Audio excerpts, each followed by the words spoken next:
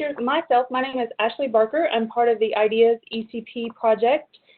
This webinar series is brought to you by the IDEAS Productivity Project and the Exascale Computing Project in collaboration with the computing facilities of Argonne, Oak Ridge, and Berkeley Lab. Our speaker today is Andrew Lumsdaine from Pacific Northwest National Laboratory in the University of Washington. Andrew is currently the Chief Scientist at the Northwest Institute for Advanced Computing, a Seattle-based joint research institute between PNNL and the University of Washington. His current research interests focus on scalable graph analytics and the convergence of big data, HPC, and machine learning.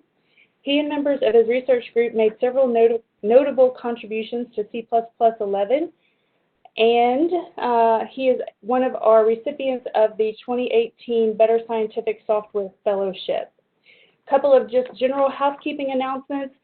We do have a Google Doc where we're collecting your questions today for this webinar. The link is on this slide as well as in the chat window and in the email that I sent you yesterday with the connection information.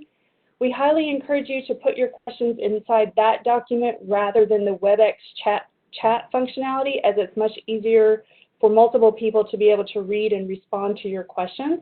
And then finally, at the conclusion of this event, we really want to encourage you to take our survey. We will send you the link as well, and it's also in the email I sent yesterday. Your feedback on these events is very helpful as we move forward with scheduling future events.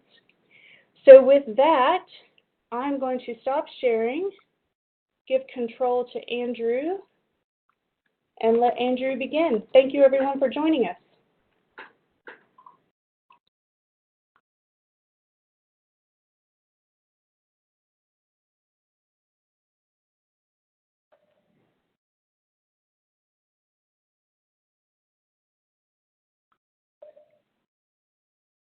Yeah, sorry, just make sure I'm unmuted. So yeah, good day, everyone. I'm happy to be here and talk about C++. I think this is maybe the largest audience I've spoken to, or I guess not spoken to, in some time. And so everyone here is here to hear about modern C++ for high-performance computing. And there's a particular way I want to present that, and that really has to do with sort of how I got to the place I am right now, my thinking about it. And so there's a little bit of backstory. As Ashley mentioned, when I was at Indiana University, I was on the faculty there for about 15 years, and had a privilege to work with a number of amazing students and postdocs. And for some time, there was a subgroup of us working on issues related to the C++ language, and we ended up contributing a number of features, variadic templates, Lambda, Decal type, and my favorite, enable if. Unfortunately, not concepts, but those will be in C++ 20 coming up. 2.5 years ago, I moved from Indiana to Seattle and had a new institution and had the opportunity to teach a course in high-performance scientific computing. And what's interesting about the course here is that it's for computational scientists, not computer scientists. So I had to rethink a little bit the way I was developing the material, particularly relative to programming.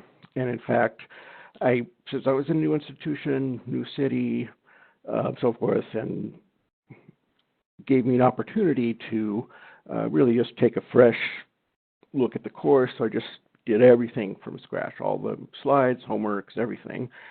And it chose, for various reasons, C++ as a language to use, nonetheless. And as I was going through it, something happened. So Bjorn Stroustrup, the inventor of the C++ language, has always had this saying that inside of C++, there's a beautiful, tiny language trying to escape. And as I was going through the course, I really did have this epiphany that there really was this beautiful core of C++ that really was the result of the coalescence of a number of the features that had been developed in C++ 11, as well as just the years of practices and idioms that had developed around it. So, like I said, Epiphany is very excited about how C++ could be used in HPC and in scientific computing. And in fact, my fellowship in the Better Scientific Software Program, and thank you, IDEAS and ECP and BSSW, was really to continue to develop those materials and really target it not just for the students in the course, but for ECP as well. So what this webinar is not about is, and I hope this doesn't disappoint any of the audience, but it's not about language features per se. So of course, C++ 11 has many new features compared to C++ 3 and its predecessors, and many, many more than we could ever possibly hope to cover in an hour. I mean, it has a huge number of features beyond C++ 03 and just in and of itself. But I guess maybe one of the main takeaways I think I want everyone to have from this webinar is that C++ today, and I'll be referring it to C++ 11 because that was really the phase change, but it's not just C++ 3 or other previous versions with more features. It's really a new language, and a language is not just its features, and features per se aren't the source of power in a language. And this kind of flies in the face of traditional pedagogy in programming language education, where since programming languages have matured over time and add features, often, particularly since it's taught by old people like me who have also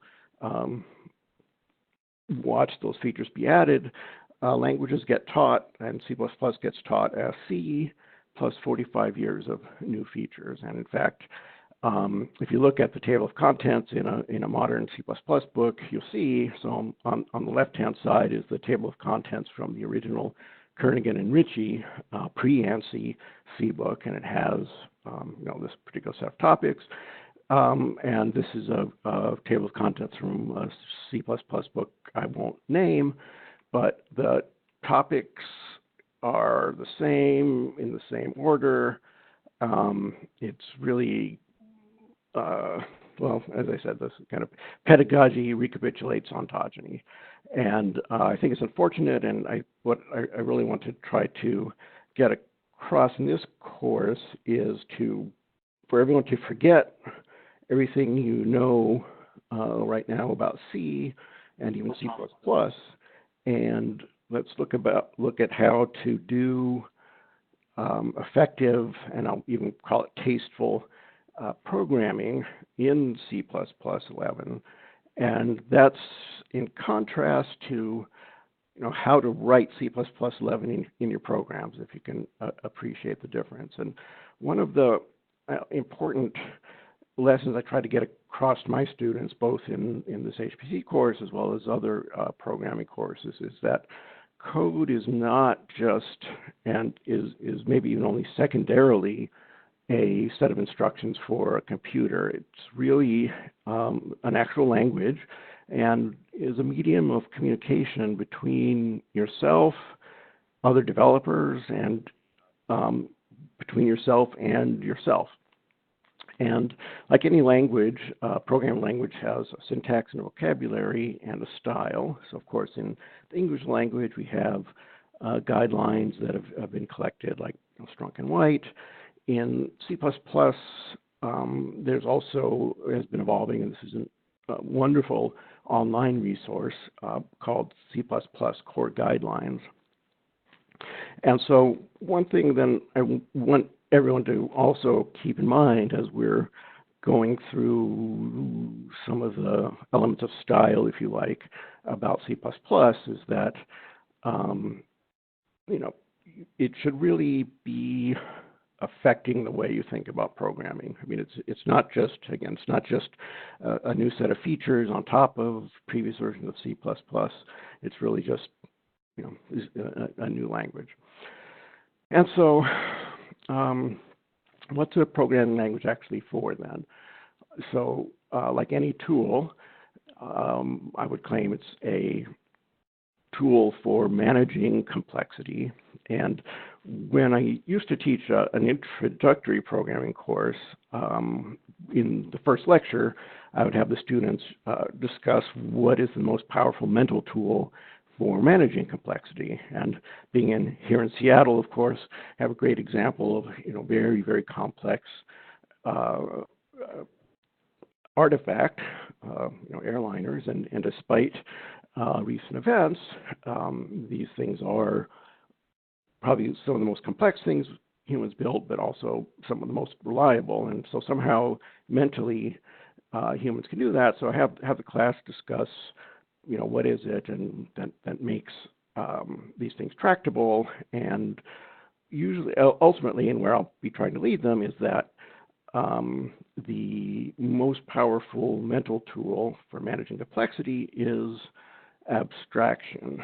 And so really in terms of what to use a programming language for, it's really how do you create for yourself a framework in which you can manage the complexity of the task at hand by building the right set of abstractions so that you can manage all of the different pieces without overwhelming yourself. So this all boils down ultimately, and if you have no other takeaways than this, you should be able to remember there's just two simple rules for writing tasteful or good software. The first rule of writing software, don't be clever. The second rule of writing software is don't be clever. And this actually manifests itself through the C++ core guidelines, which I mentioned earlier. It actually has many sections about the philosophy and about how to use different features in the language. But some of the highest order philosophy guidelines are, in some sense, express your ideas directly in code, and number 3, express intent. So, and do that without being clever. So the rest of the core guidelines won't take time to name, but there's 4, basically each major set of language features, a very nice set of guidelines.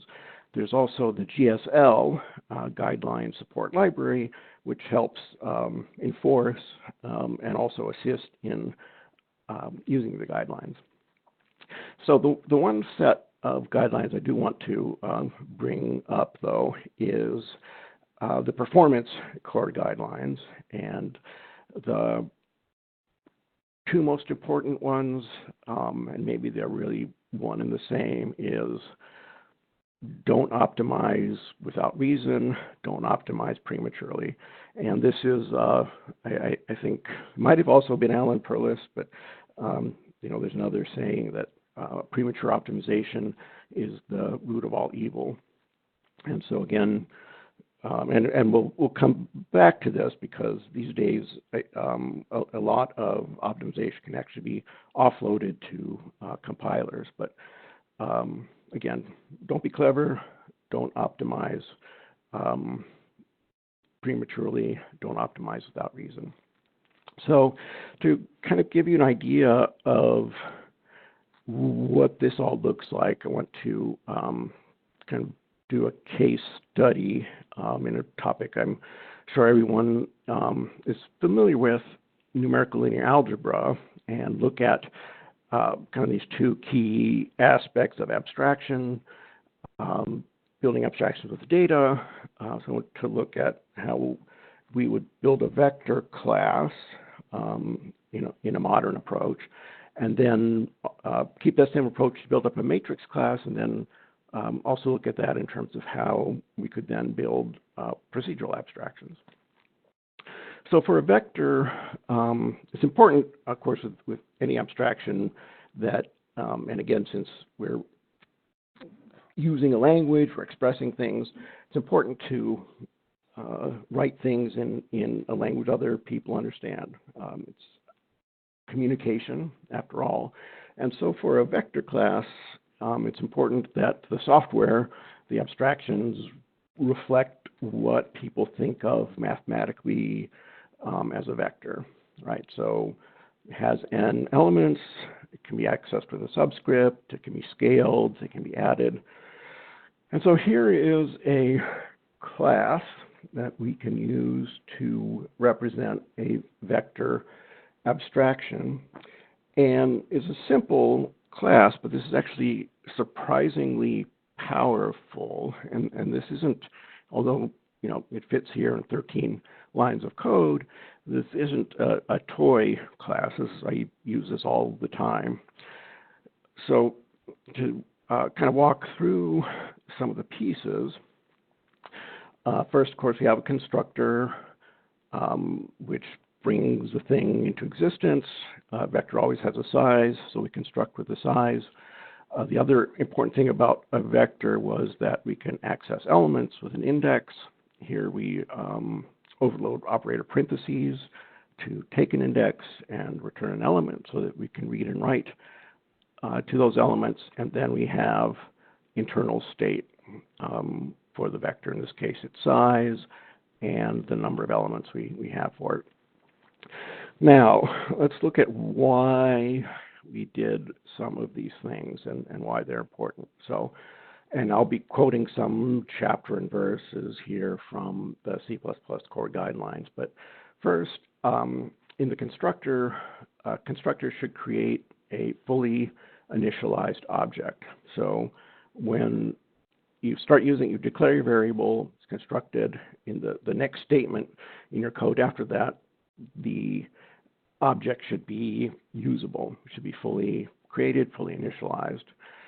And in the constructor itself, initialization syntax and should be preferred to actually assigning it within the body of the constructor. In a class, you should always minimize exposure of the members. The point of having a interface through the member functions is to maintain invariance on the members, so you want to keep those hidden. And you should only make a function a member if it needs direct access to the representation of the class. So in some sense, that's why there's no other member functions here for this vector class, because as we'll see, we'll be able to write everything we need to be able to do with vectors in vector notation using the operator parentheses accessors. And for those accessors, they're small, time critical. I mean, they're going to be called every time we index into the variable. So we want to include its text with the function so that it will be made in line. Now, in terms of one important theme also that we'll be running through the rest of the webinar here is about classes and the use of them and objects as resource handles and as means for managing computational resources. So in a class, when you acquire resources in a constructor, they need to all be released in the destructor. As we'll also see, there are a number of default operations that every class needs. I just alluded here to a destructor and that we need to release all of the class's resources in that destructor, but we haven't actually written a destructor. And that's because in some sense, we're using the resource for storage as a value type, and we're actually creating the vector as a value type. And so the construction of those types is very well defined when the object is brought into existence. We're calling the constructors for storage. The destructor will be automatically called when the default destructor for this class is called. So we can avoid defining all but one of the default operations. And in terms of storage, here you'll notice we're using an std vector, or an STL vector if you like. It's one-dimensional storage container from the C++ standard library. One should prefer using that over a C array, for instance. And again, if you notice, we're not using a new or a malloc or anything like that. We're just calling to get all the storage we need for the vector, just invoking its constructor, and we have it there automatically, and it is also destroyed automatically. So here's a quick example of some different uses of the vector class, and also just some principles for writing software in general. So in any statement you have, whenever you bring an object or a variable into existence, it should always be initialized. There should never be incomplete objects around. So you want to always initialize that, whether it's an integer or an actual object. You should also not introduce variables before you need them. So in this case, we didn't need to declare vector z and then initialize x and y and then assign the sum to z. We just declare z and as the sum of those things. It's sort of a SSA form. And kind of rule 20 and 21 together, you shouldn't declare a variable before you need it. You should always initialize it, so you shouldn't declare a variable until you have a value to initialize it with. Now, here's a implementation of actually the important parts in terms of resources of an operator plus function, which does what it sounds like. It adds two vectors together. And in the old days, people would frown, and rightly so, at a function declared this way, because inside of it, we are constructing this new vector z, we're acquiring its resources. And of course, when you acquire the resources for a variable, and here again, vector is essentially a value type. When you acquire those resources and the function goes out of scope, meaning when you return from the function, all the resources are reclaimed. And so this has led to all kinds of very familiar programming problems of people returning a pointer to a local variable or a reference to a local variable, and it goes away when the function returns and causes all kinds of strange behaviors. So here, what you can always do, of course, from a function, and if you have a value type, is you can return it by value, and that's what we're doing here. And so down below, where we're saying vector x equals u plus v, this seems maybe not so good, right? So we're calling the operator plus. We look up there.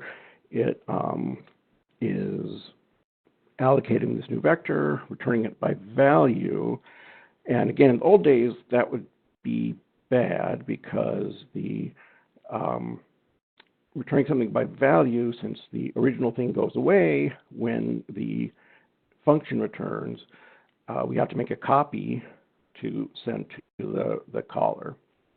And so in this expression, we would call operator plus, which would have this constructor for the temporary. We would return it by value, and then that would invoke a copy constructor. So you would copy that temporary to another temporary, and then maybe even call the assignment constructor for vector x. So there's all this kinds of overhead when we're trying to follow the rules of declaring variables when we need them and so on. But what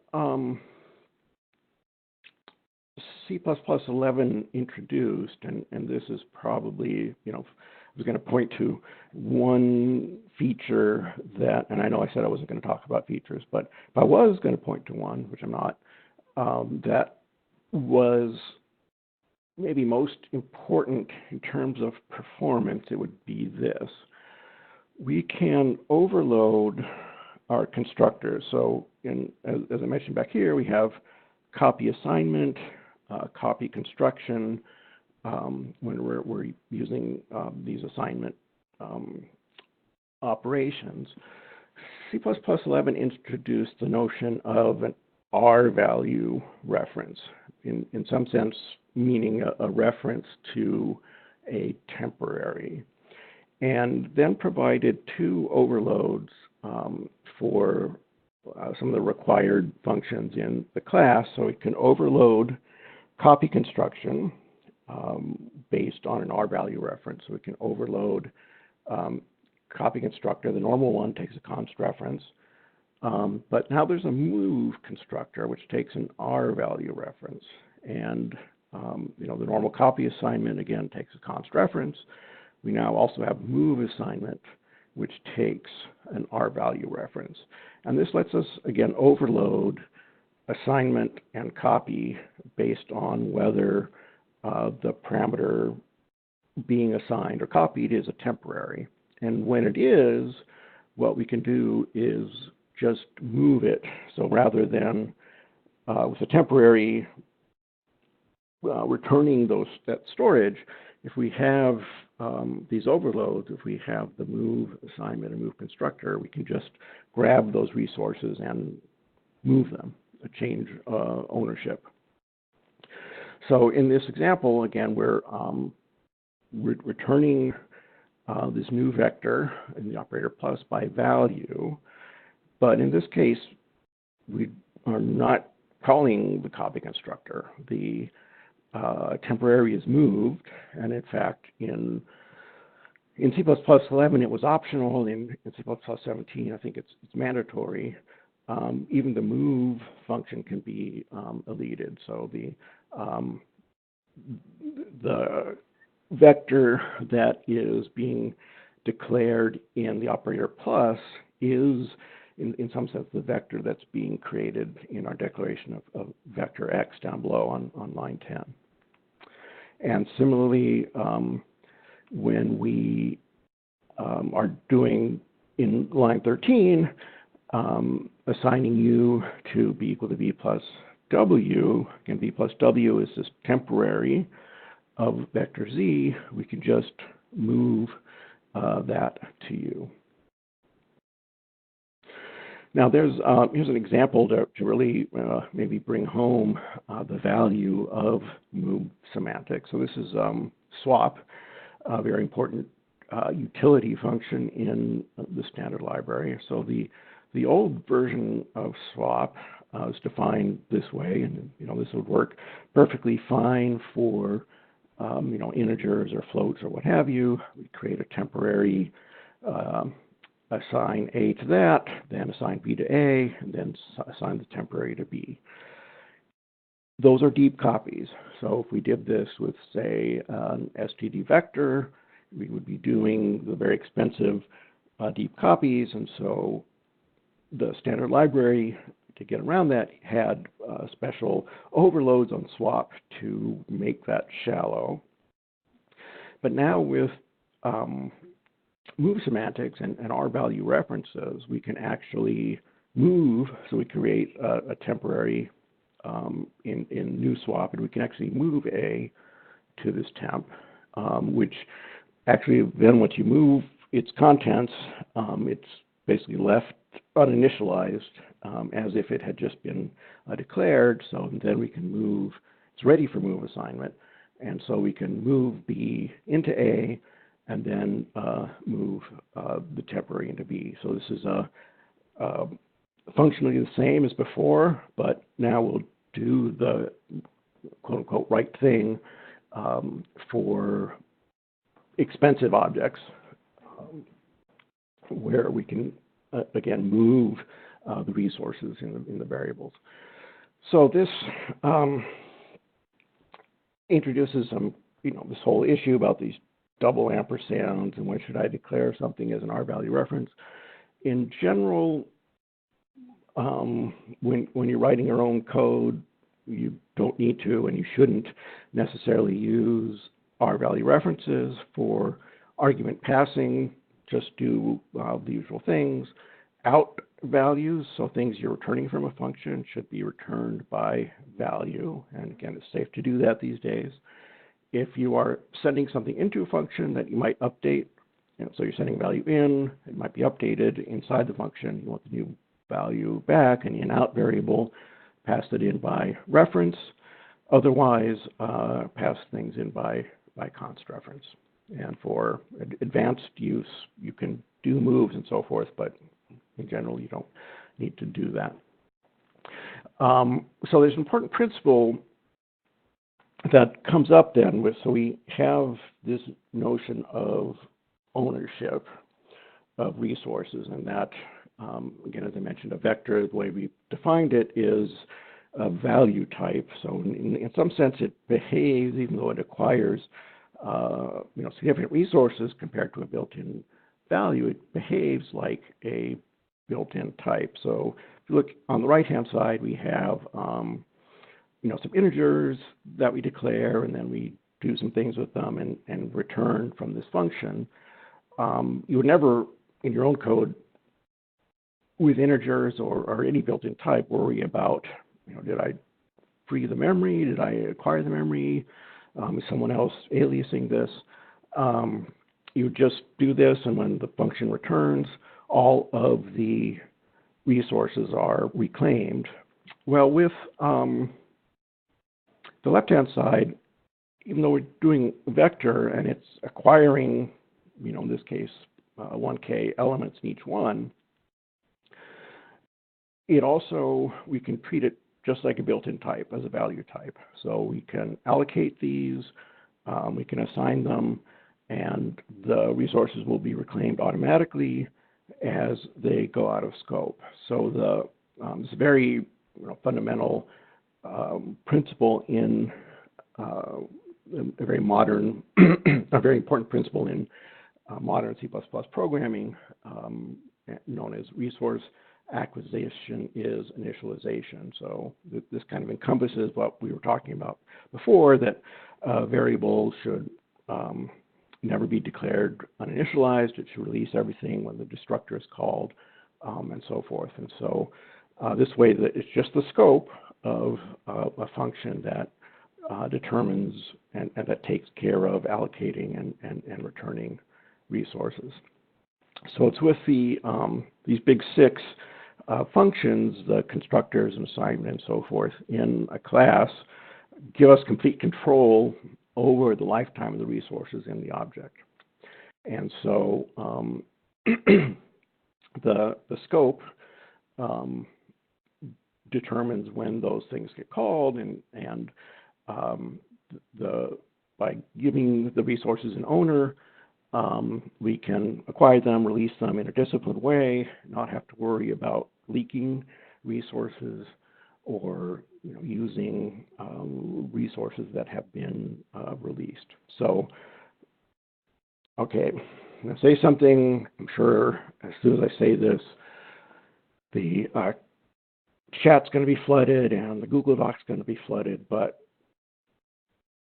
in all of this, we never used new or delete, and never used malloc or free. And in fact, I would claim that unless you were implementing things deep inside of a class, you never should use new or delete, and you should definitely never use malloc or free. And in fact, you should almost never, and I've found no cases in my own programming the last 10 years, except for one, which I'll come to at the very end, where you have to actually use a pointer. So, pointers are one of those things that, it's recapitulating ontogeny. You should really think about C++ as a language without pointers. Now, there are ways to share resources and alias things, and that's a topic for another time, but in general, well, not in general, you never need to use a raw pointer. So, just briefly, I want to go through some performance results using this vector class. And one thing, again, I mentioned that when we had this vector class up before, 13 lines of code, it's very simple. We can do everything, and again, this is kind of thinking about the vector abstraction. We can write everything that we would do with it in a natural way, using just the external interface of indexing. So for this operator plus, which we briefly saw before, takes two vectors as input by const reference, returns a vector by value. It constructs a vector inside and then adds the elements. Again, all the access to the private data is through the public member functions. We can do the same thing with scaling the vector. We construct it inside, return it by value. We can add the plus equals, similar to a AXP operation, if you like, that just adds one vector to another in place. And so here we just do this loop, and there's no actual construction, and we just return a reference to the y that was passed in. So to time this, and this is really dope, so we've created this great abstraction. Now we want to measure the performance. So I'm going to compare actually 5 things. So let me show 4 of them here. So we're going to compare, first of all, just adding x to y without scaling. So this is basically recapitulating an AXP operation. So first, use the operator notation to add x to y without scaling it. Write the AXP using the vector notation, the vector external interface, as a raw loop. Then for a baseline, or one baseline, we'll do the same raw loop with C. And then in the upper left, we're using the operator notation where we scale x in A times x and then add some of that into y. And we actually have 2 cases for that. And then finally, not shown here, we have a case where we're actually calling the MKL AXP to do the timing.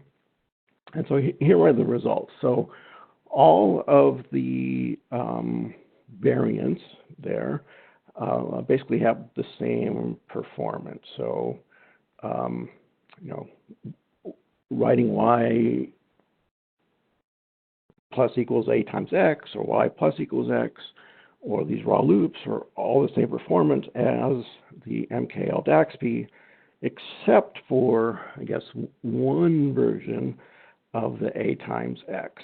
And that is due to the temporary.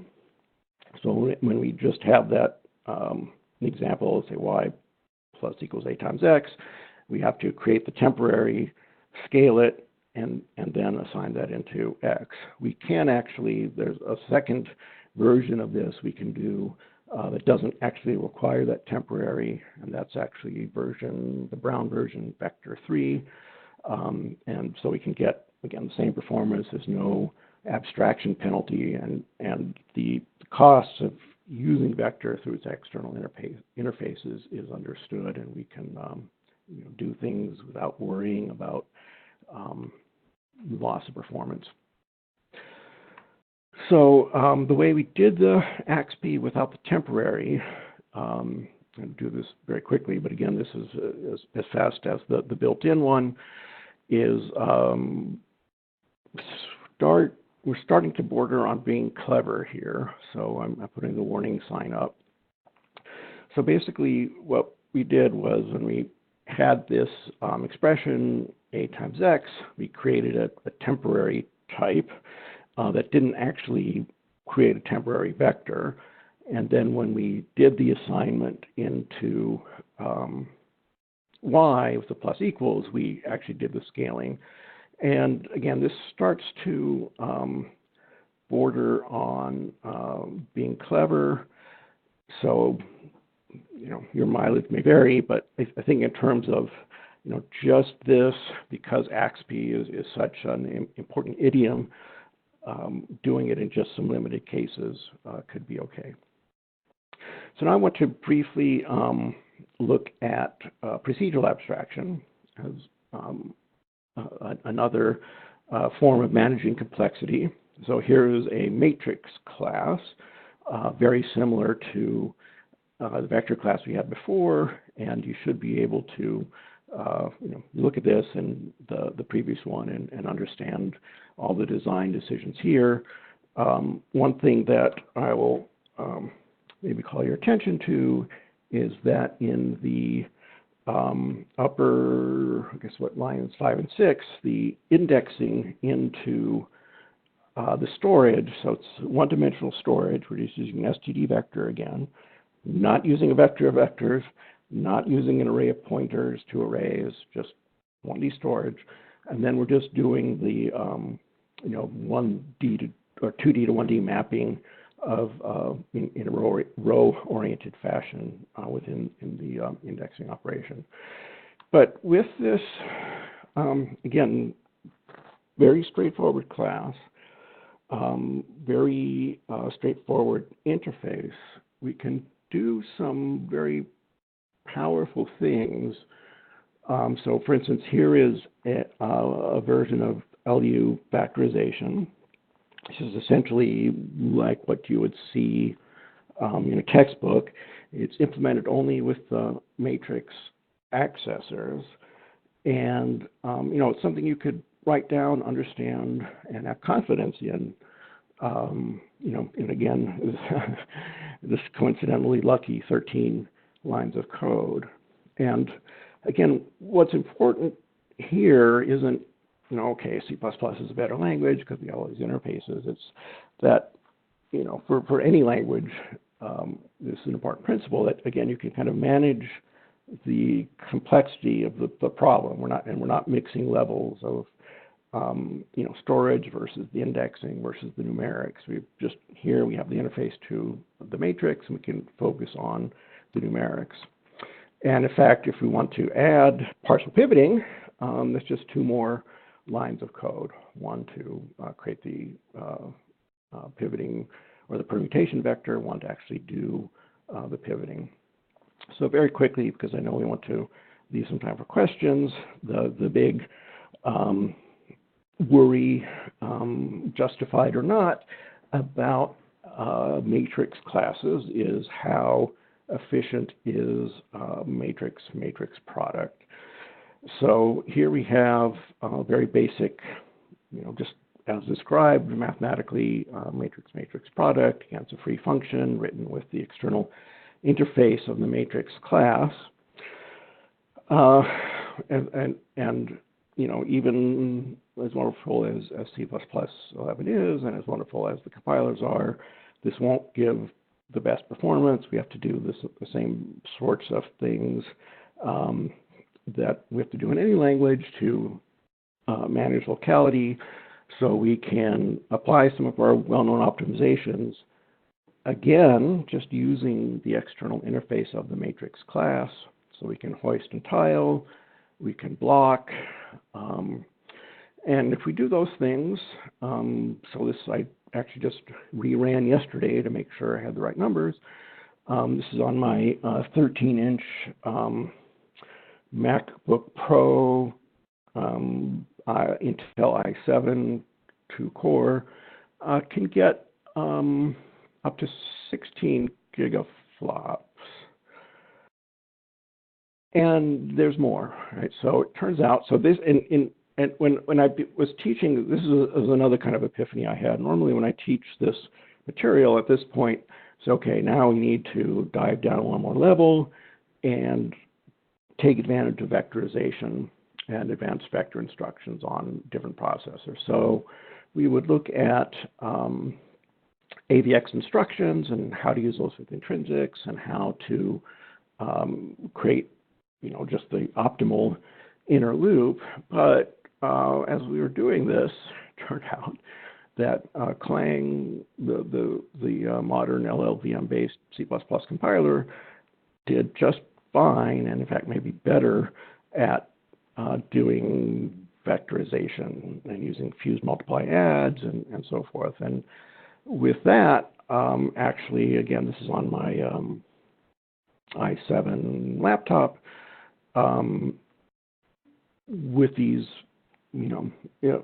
fairly straightforward locality-based optimizations and Clang automatic vectorization, we can get up to, I guess that's, if I remember right, 20 plus, maybe 22 or 23 gigaflops. And that's sequentially. So this is when maybe I had the real epiphany. So then the next thing, of course, in a course like this is, okay, now I have to parallelize it. When adding threads, and this was actually on a different laptop, and we don't have time to really go into detail about how this was accomplished using C++ library, but I got 70 plus gigaflops just with the C++ code you saw on the previous slides, plus some threading from the C++ library. And so when this happened, I immediately, and Mike Carew, if you're on the line, you may even remember this email. I sent emails to Mike Carew, I sent emails to Bjarne Strustrup, and everybody I knew who's doing C++ was like, got 70 gigaflops on my laptop, and I was just dumbfounded. So the next thing to briefly think about in procedural abstraction, of course, is abstraction over types. So the important thing also in having a particular well-defined interface to your data types is that you can write algorithms that don't depend on a particular type, but can be written just to those interfaces. So, of course, this is a well-known technique in C++. It actually predated C++ 11 and even C++ 03. Well, even C++ 99, now I think about it. So the standard template library was this really new way of thinking about how to organize algorithms and data structures to make them freely composable. And so with our LDU factorization, in fact, we can parameterize those on the type of the matrix. And as long as whatever type we're passing in has these operator parentheses to indexing of the type, we can apply this algorithm to it. Now, there's a cautionary tale about parameterization, and well, there's many cautionary tales about parameterization in templates. One of which is Boost, but that's another discussion. But I guess maybe in some sense, what's really important to also think about if you go to this point in developing your code of parameterizing by types. So this is an example. Actually, I borrow from Sean Parent at Adobe. So 1986, John Bentley was doing training for programmers at places like Bell Labs and IBM, and he said, I've assigned this problem in courses at Bell Labs and IBM. Professional programmers had a couple of hours to convert the description into a program language of their choice. High-level pseudocode was fine. 90% of the programmers found bugs in their programs, and I wasn't always convinced of the correctness of the code in which no bugs were found. So there's all kinds of reactions one might have to this. One is, that must really be a complicated algorithm. It's not. Actually, what he was assigning was binary search. And so another reaction for, maybe for people of my generation is that kids these days don't know how to program. But I think the real takeaway is that programming is really, really hard. And getting things right is really hard. And when thinking about making things reusable, parameterizing by type, making things generic, when you get it right, make it generic, but only when you get it right, and so that it can be reused by others in the community. So here's an example, for instance, of generic accumulate from the standard library. It can take any container with an iterator interface and either add or apply an arbitrary operator between each element as it moves through and return the result of accumulating to the whole thing. Here is generic sort, another one that in this case it takes a random access iterator and sorts the elements between the first and the last. It's customizable with the comparison operations. You can sort based on different features. But there's an interesting thing added to this sort. For two of these versions, there's overloads on execution policies. So I'll whet your appetites with this for HPC, that the standard library now, or the C++ standard, includes parallel versions of the standard library algorithms, and the parallel versions are accessed by through overloads, where you pass in an execution policy, and that can be sequential, that can be parallel, or it can be unsequenced parallel, which essentially is for accelerators. And so here's a selection of, well, not a selection, this is all of the parallel standard library algorithms. And if you look at this briefly, accumulate's actually not there. And in fact, that's not an omission on my part. There is actually no parallel accumulate in the standard library. And the reason for that is the accumulate has specific semantics about the ordering of operations for the result, which can't be met and made parallel. So there's a new equivalent function in the parallel standard library called reduce, which allows out of order accumulations. So this is what the reduce looks like. It's very much like accumulate, but we can now take this execution policy to overload the function and make it execute in parallel. Example of its usage. Just have 4 quick calls to accumulate and reduce. The first one on line 3 is just the regular accumulate. The next one we're calling reduce, but passing in the sequential execution policy. Now we have reduce again, but now with the parallel, sequenced parallel execution policy, and then finally the unsequenced parallel execution policy. And the results, when we just time these, the accumulate and the reduce, the sequential reduce, are both about 1.2 milliseconds, And on 4 cores, both versions of the parallel execution gave us about a quarter of that time. So to conclude, I also want to advocate that as you're developing code and trying to be modern and use these idioms and so forth, that you also avail yourself of modern tools to make yourself more productive. So Bill Gropp, I stole this from him a long time ago, has said a computer should be a labor-saving device, like any tool, right? And I think, especially for a computer, it's not going to help you with manual labor, but it should be especially true for mental labor. So one should use productivity tools. One that I've found myself and my students and many people I know to be very helpful is the VS Code environment from Microsoft. This isn't Visual Studio, the IDE for Windows development. This is Visual Studio Code. It's actually a completely separate tool. It's actually based on the Electron JavaScript environment.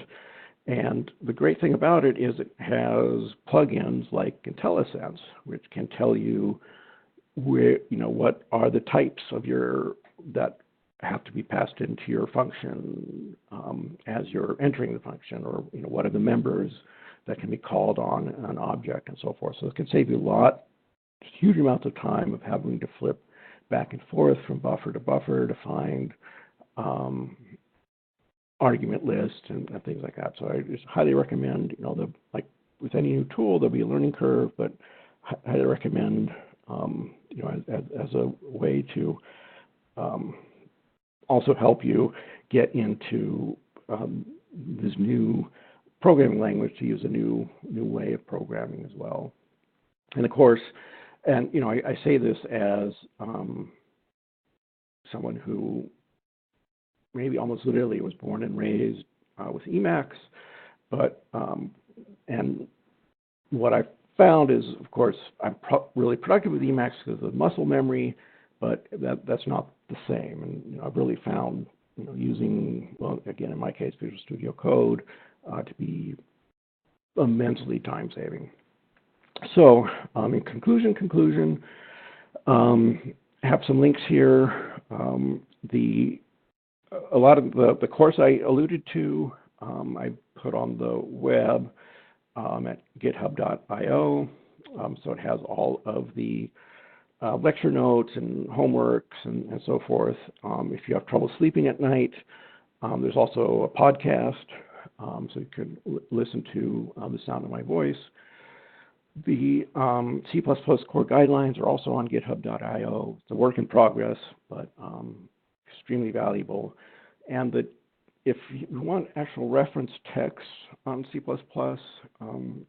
the two I would recommend, and maybe in some sense the only two I can recommend, are by Bjarne Stroustrup himself, a tour of C++, which is, like it says, a tour, and then a more detailed book, the C++ programming language, which covers everything in detail. So things we didn't get to talk about today, but maybe there will be a sequel. Of course, breads, lambda, const expr, ranges, so forth, shared pointer.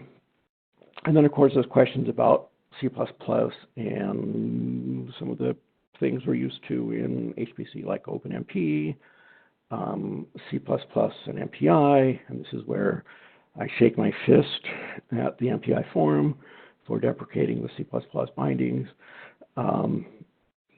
It's probably the right thing to do. Another story.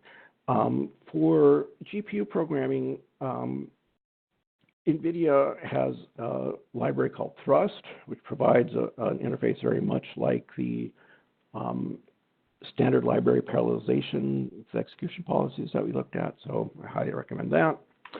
So finally, thanks to the BSSW program for the support to do this course and this lecture, in particularly Mike Carew, Lois Kerfin-McInnes, David Bernholt, Hey Anam, Osni Marquez.